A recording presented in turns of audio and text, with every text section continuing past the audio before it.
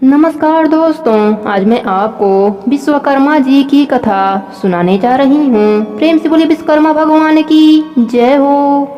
एक समय अनेक ऋषिगण धर्म क्षेत्र में एकत्र हुए और वहाँ धर्म के तत्व जानने वाले सूत जी से ऋषि कहने लगे, हे पुराण के मर्मज्ञ महात्मा, आप हमारे ऊपर अत्यंत कृपा करके हमारे इस अचानक उत्पन्न हुए संशय का नाश कीजिए। हमने सर्वव्यापक विष्णु के अनेक रूप सुने हैं, उनमें से कौन सा रूप सर्वश्रेष्ठ है यह हमें बताइए। हे महात्मा मुनियों, तुमने संसार के कल्याण के लिए यह सर्व शुभ काम करने वाला प्रश्न किया है, अतएव मैं तुम्हारे लिए सब जगत पालक परम पूज्य भगवान विष्णु के महा अद्भुत रूप का वर्णन करूंगा। हे तपस्वियों, उस परमात्मा के अनंत रूप हैं, उनमें जो अत्यंत श्रेष्ठ है उस रूप को सुनो।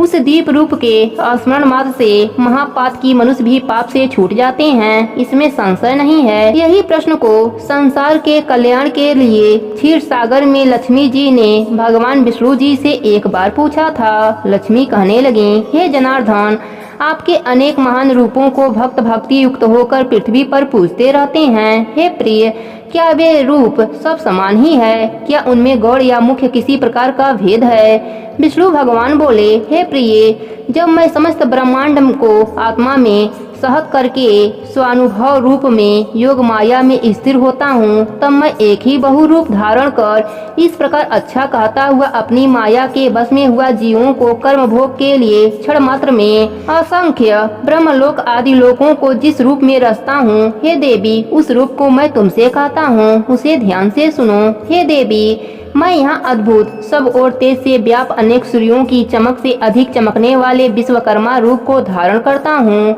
और उनके अनंतर मनुष्य सृष्टि करने की कामना करता हुआ सर्वप्रथम पुरात्मा तपस्वी ब्रह्म को रचता हूँ। उस ब्रह्म की स्तुति यज्ञ और गान के प्रतिपादन करने वाले ऋण यजु और साम की अच्छी प्रकार उपदेश देता हूँ। इसी प्रकार शिल्प विद्या प्रतिपादक अर्थवेद भी ब्रह्म को प्रदान करता हूँ।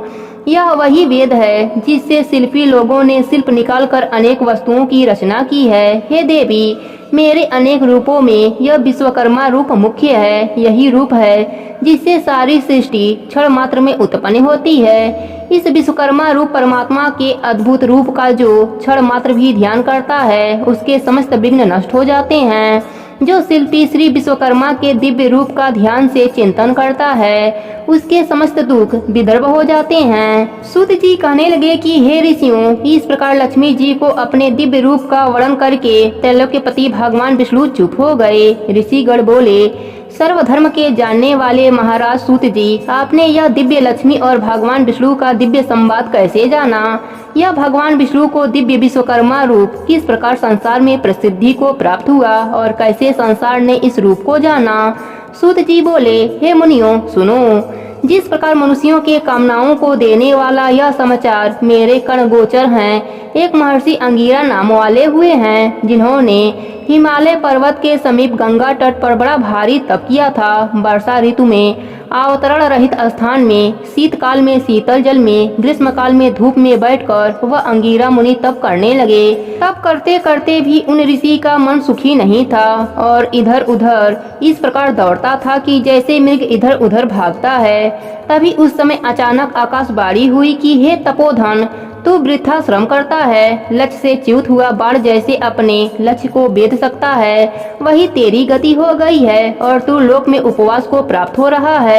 उत्पत्ति स्थिति संहार का करने वाला, सबको अभिष्ट का सिद्ध करता महातेजस्वी विश्वकर्मा संसार में प्रसिद्ध हैं। उसका पंचमुख और 10 बाहु वाला महादिव्य रूप सरस्वती और लक्ष्मी से पूजित है। उसका तू दिन रात ध्यान कर। इस रूप का स्वयं हरि ने क्षीर समुद्र में उपदेश दिया है। अमावस्या के दिन सब कामों को छोड़कर व्रत का आचरण कर और उसी दिन विधि पूर्वक विश्वकर्मा जी की पूजा कर। इस प्रकार आकाश को गुजा देने वाली बाणी को सुनकर अंगीरा मुनि बड़े विस्मित हो प्राप्त हुए और भगवान का ध्यान करने लगे। श्री विश्वकर्मा जी का ध्यान करते समय उनके चित्त में शिल्प ज्ञान का धारक अर्थ सहित अर्थवेद प्रविष्ट हुआ। उस तत्व अंगीरा मुनि ने विमान रचना आदि की अनेक शिल्प विद्याओं का रस अर्थवेद के ज्ञान से अभिभाव किया। यह संसार श्री विश्वकर्मा भगवान की कृपा से ही सुखी है, क्योंकि उनके बताए ज्ञान से ही आवश्यक ज्ञान आदि जगत बनाता है। तभी से श्री विश्वकर्मा जी का महारूप संसार में प्रसिद्ध हुआ है। परंपरा से आए हुए इस कथानक ने मेरे कानों को भी पवित्र किया है। हे ऋषियों, इस परम रहस्य को जो मनुष्य श्रवण करेंगे उनके लिए श्रवण मात्र से ही ज्ञान प्राप्ति हो जाएगी। यह महाज्योतिषी रूप है जो संसार का उपकारक है, और वह मनुष्य है, कृतक और पापी है जो इस रूप का ध्यान नहीं करता है। ऋषिगण बोले, हे महाराज, आपसे कहे हुए श्री विश्वकर्मा के चरित्र को श्रवण करते हुए हमारे चित्त की तृप्ति नहीं हुई। जैसे अमृत के पान करने से देवताओं की तृप्ति नहीं होती है, अब भी श्री विश्वकर्मा जी के सचरित्र के श्रवण की इच्छा इस प्रकार बढ़ती जा रही है जैसे हवा से बार बार अग्नि बढ़ती है। सूत जी कहने लगे, हे मुनि श्रेष्ठों, एकाग्र मन से तुम जगत पूज्य सच्चिदानंद स्वरूप श्री विश्वकर्मा जी का दिव्य आख्यान सुनो। प्राचीन काल में एक परमगद नाम का राजा हुआ जो अपनी प्रजा को संतान के समान पालता था और सब धर्म के कर्मों में बिल्कुल प्रमाद नहीं किया करता था। वह अपनी प्रजा का स्नेह से शासन करता था और सभी भी दंड से प्रजा का दमन नहीं करता था। दरिद्रता से आक्रांत हुए मनुष्य मेरा शासन मानेंगे, यह उसकी नीति नहीं थी। अतएव वह राजा सदा प्रजा की वृद्धि के लिए यत्न करता था। उसका राज्य कृतज्ञ और दुष्टों के अभाव के कारण सुखी था। उस राजा की कमल के समान नेत्र वाली, साक्षात सती के समान सती विदुषी, धर्म कर्म व्रत परायण कमला नाम की भार्या थी।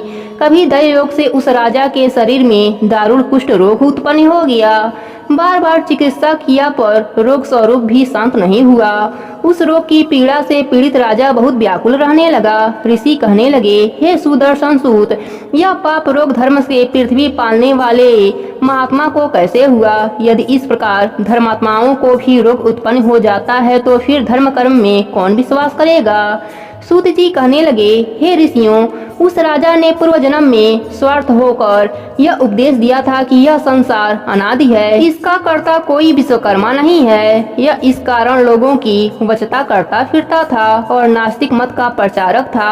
आप जानते हो, यदि कर्मों के फल को देने वाला विश्वकर्मा परमात्मा हो तो उपकार का कर्ता उपकृत मनुष्य द्वारा मृत्यु के अनंत दिए आशीर्वादों से उत्पन्न पुण्य फल को कैसे प्राप्त कर सकता है? जब परोपकारी को अपने पुण्य का फल नहीं मिल सकता तो कोई किसी का उपकार करेगा, और जब कोई किसी का उपकार ही नहीं करेगा तो संसार का नाश हो जाएगा। इसलिए नास्तिक पाखंडी की दुर्दशा अवश्य होती है।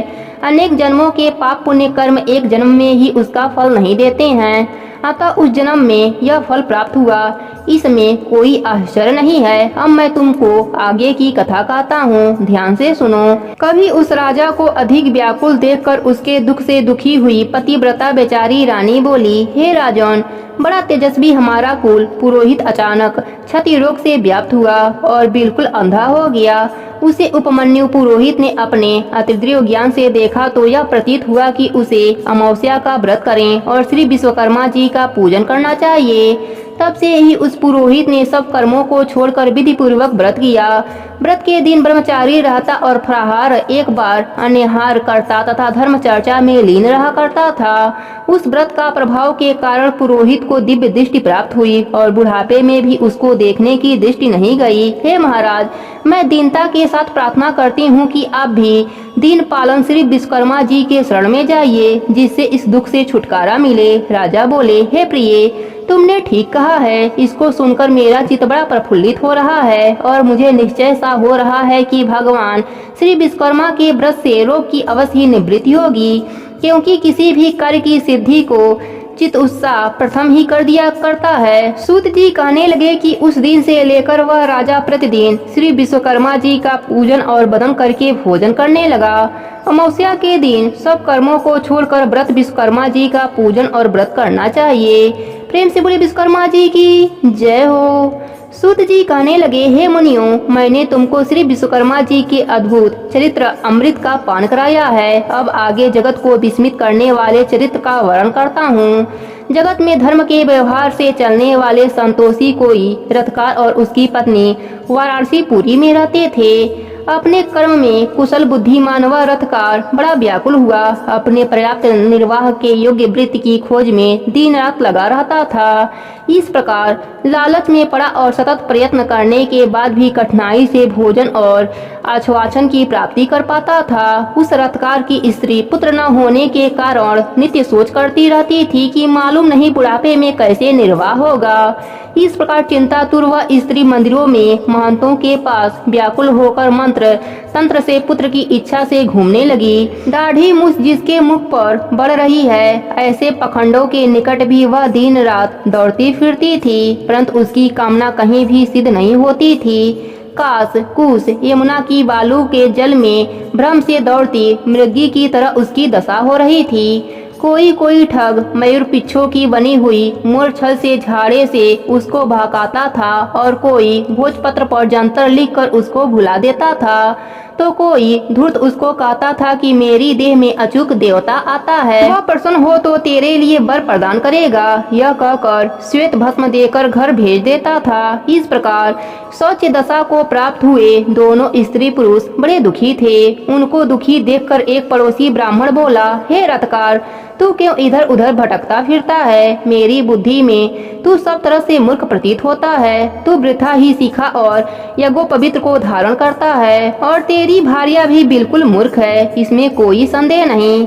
इन मिथ्या उपायों से संतान उत्पन्न नहीं हुआ करती है और न धन मिलता है और न कुछ भी सुख प्राप्त होता है। यह तो व्यर्थ की भागदौड़ है। वे मनुष्य अज्ञानी हैं जो इस प्रकार के व्यर्थ उद्योगों में अपने मनोरथ सिद्ध करना चाहते हैं। कहीं व्यर्थ उद्योग करने पर भी मनोरथ सिद्ध हुए हैं। इस मनुष्यों के अधिक वे मूर्ख हैं जो मलेच्छों की फूंक से अग्नि ज्वाला से अपनी संतान का जीवन होना समझते हैं। मलेच्छों की फूंक से दग्ध हुए कुमाता के पुत्रों के फिर धर्मशास्त्र के अनुकूल उत्तम बुद्धि उत्पन्न नहीं हो सकती है। इसलिए तू सब वृथा के उपायों को छोड़ दे और केवल दयालु श्री विश्वकर्मा की शरण को प्राप्त हो। हे श्रेष्ठ पुरुष, विश्वकर्मा की कृपा से तेरी अवश्य सिद्धि होगी। समस्त दुखों के नाश करने में श्री विश्वकर्मा के अतिरिक्त अन्य कोई भी समर्थ नहीं है।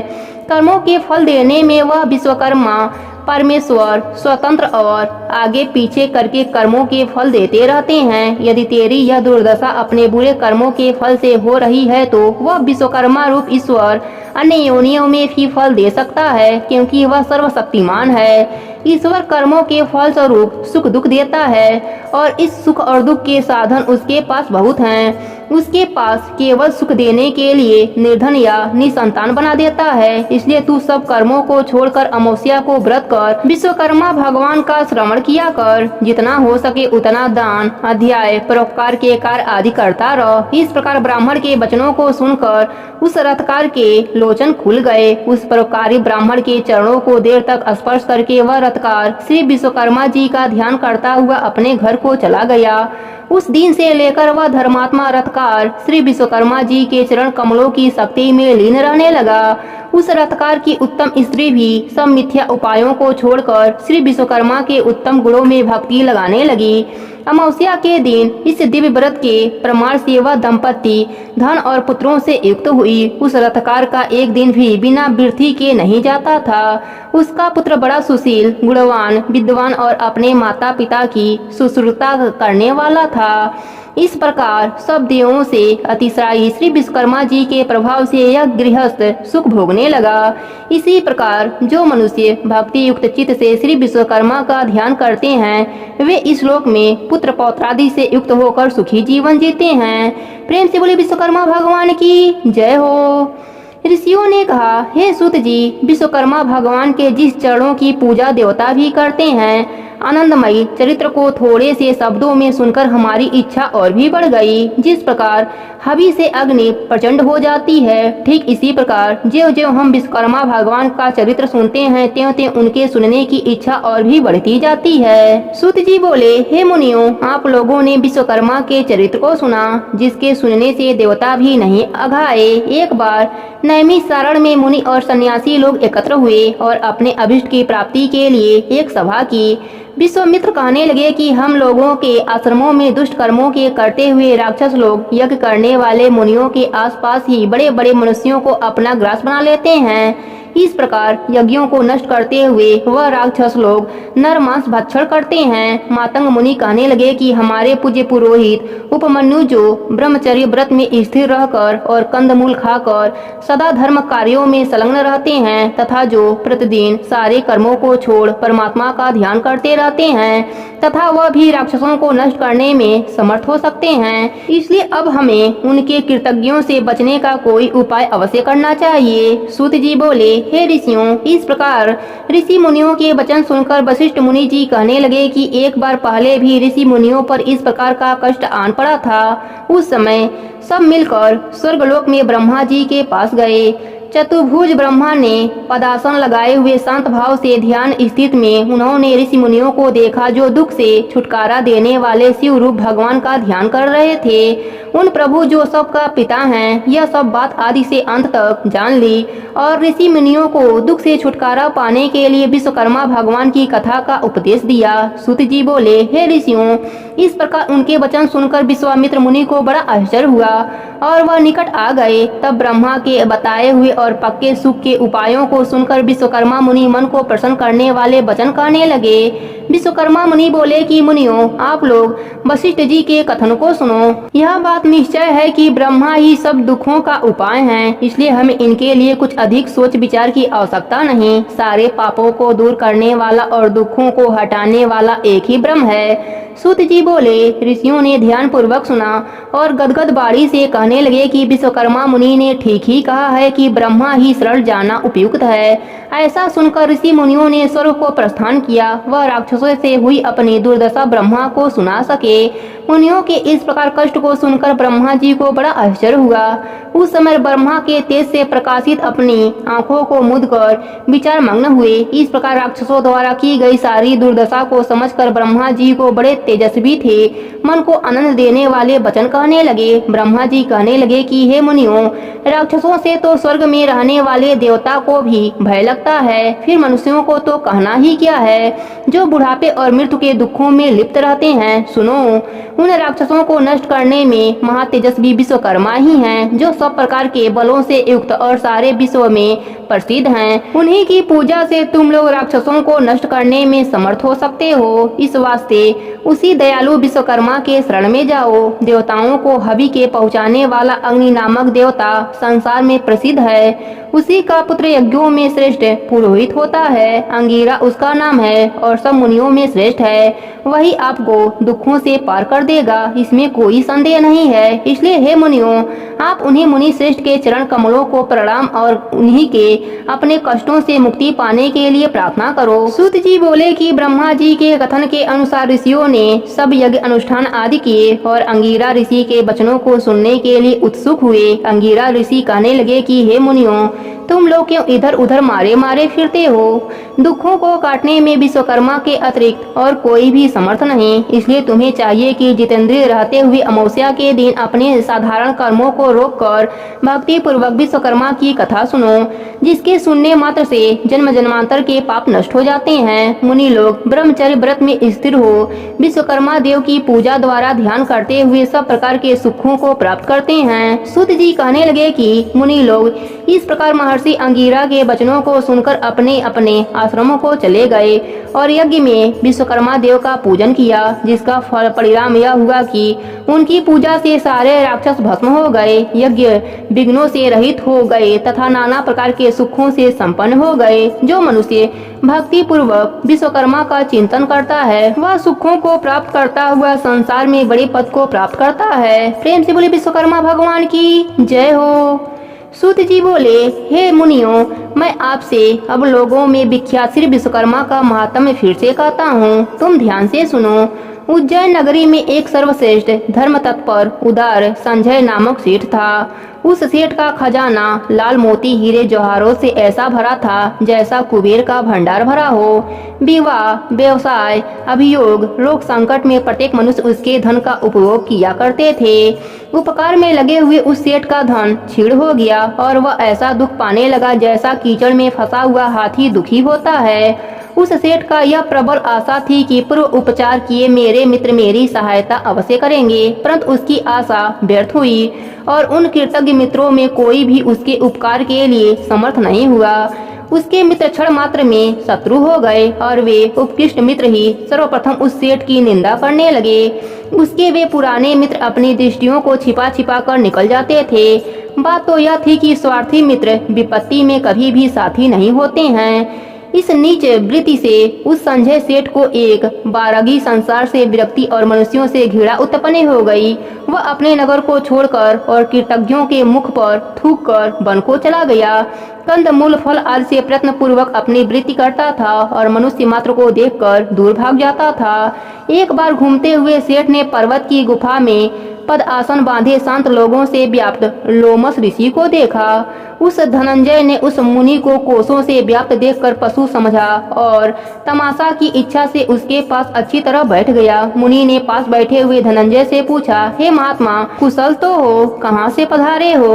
उस धनंजय ने इस पशु को मनुष्य के समान बोलता देखकर बड़ा अचंभा किया और प्रारंभ से अपना सारा वृतांत उस महर्षि को बता दिया। यह सुनकर मुनि श्रेष्ठ धनंजय बोला, यदि तुम्हें पापी कृतज्ञों से घृणा है तो तू कैसे विश्वकर्मा से विमुख हो रहा है? हे क्षेत्रीय, सब सुखों के भोगने की शक्ति वाले तुझको उसी विश्वकर्मा ने बनाया है। वह विश्वकर्मा को भूल जाने से कैसे सुख मिल सकता है? नास्तिक कृतज्ञ उपकार को तभी भूलता है जब वह प्रथम परमेश्वर को भूल जाता है। इसलिए तू अद्भुत शक्ति वाले विश्वकर्मा के शरण को प्राप्त हो।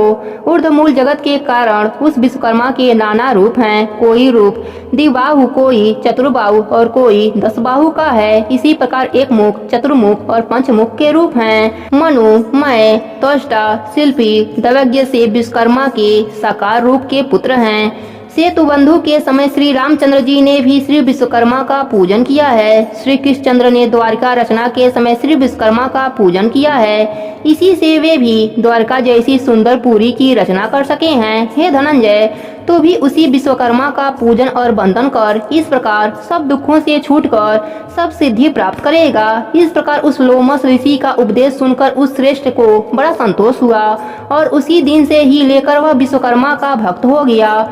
उन श्री विश्वकर्मा जी के पूजन से उसके समस्त पाप दग्ध हो गए और अंत को देवता बनकर सुख स्वर्ग भोगने लगा।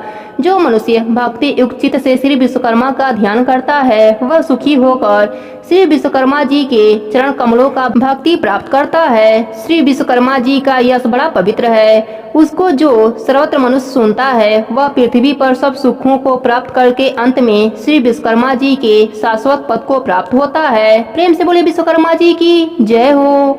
ऋषि कहने लगे, भगवान विश्वकर्मा जी की पवित्र कथाओं को श्रवण कर हमको बड़ी श्रद्धा उत्पन्न हुई है। अब आगे और सुनना चाहते हैं। चित्त में उद्वेग होने पर क्या करना चाहिए? दरिद्र किस प्रकार नष्ट होता है? मृतवस्या अर्थात जिस स्त्री के उत्पन्न होकर बच्चा मर जाता है उसकी शांति का क्या उपाय है? हे तपोधन, पहले जन्म में किए गए पाप इस जन्म में कैसे फल देते हैं? रोग, दुर्गति, अभिष्ट वस्तुओं का नाशक और समस्त कीड़ाओं को हरण करने वाले भगवान विश्वकर्मा के पूजन को कहता हूँ।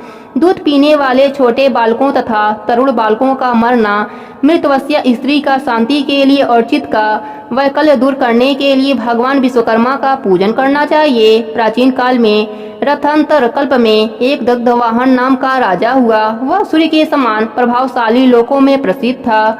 उसी का कृतवीर्य नाम का एक प्रतापी पुत्र हुआ जो 7 द्वीपों रत्न पृथ्वी की शासन करता था। उस राजा के 11 पुत्र पूर्व जन्म में किए गए पाप के बस पैदा होते ही नष्ट हो गए। तब तो नारी शोक करती हुई पृथ्वी पर पीटती हुई रुदन करने लगी और राजा से बोली कि मैं अपने यौवन को नष्ट करके पुत्रहीन कैसे धैर्य धारण करूं। तब राजा अपनी स्त्री को संतोष दिलाकर गुरु के घर गया और प्रणाम करके बोला, हे प्रभु, मेरे पुत्र होकर मर जाते हैं, यह किस दोष से मुझे अवहेलना होती है? सो कहिए। क्योंकि दिन रात उत्पन्न हुए पुत्रों को याद करके रानी बहुत रुदन करती हैं और धैर्य धारण नहीं करती हैं। गुरु बोले, हे राजन, अब बहुत शोक मत करो, तुम्हारे वंश को बढ़ाने वाला चिरंजीवी पुत्र होगा। देवों के देवेश भगवान विश्वकर्मा का पूजन करो, उनके प्रसन्न होने पर अवश्य सिद्धि होगी। उनकी पूजा के आगे अन्य देवों की पूजा से क्या? तब राजा ने धर्म से दृढ़ होकर अपनी पत्नी सहित भगवान विश्वकर्मा का पूजन किया। वस्त्र आभूषणों से ब्राह्मणों को संतुष्ट किया। तब भगवान विश्वकर्मा के प्रसन्न होने पर उसकी स्त्री ने गर्भ धारण किया और 10वें महीने में सुंदर से पुत्र को जन्म दिया। तभी से वह विश्वकर्मा का महीने महीने में पूजन करने लगी। अंत में बैकुंठ को गया। मृतवस्या को शक्ति के लिए चित्त का भ्रम होने पर विश्वकर्मा प्रभु का अर्चन करना चाहिए। ऐसा करने से मनुष्यों की इच्छाएं पूर्ण होती हैं और दरिद्रता का नाश हो जाता है। पीड़ा और दुस्वप्न का भी भय नहीं होता है। प्रेम से बोलिए विश्वकर्मा जी की जय हो।